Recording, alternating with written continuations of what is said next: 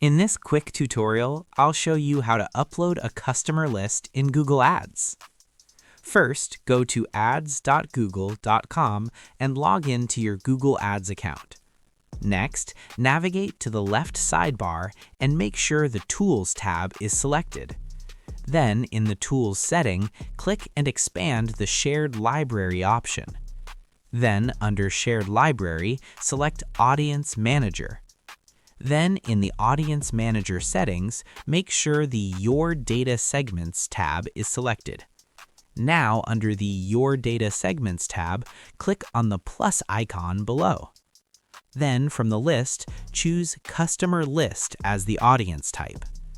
You can choose from the list of data sources by clicking on the search bar, or you can upload your file manually by clicking the Upload a File button below. Click Continue. Give your segment a name. Select Customer Type. Select a data type you'd like to upload. Upload your CSV file containing customer information like emails, phone numbers, or mailing addresses. Review Google's policies and check the box to confirm compliance. Click Save and Continue to finish. Your customer list is now available for targeting in campaigns. And that's it. That's how you upload a customer list in Google Ads. Thanks for watching.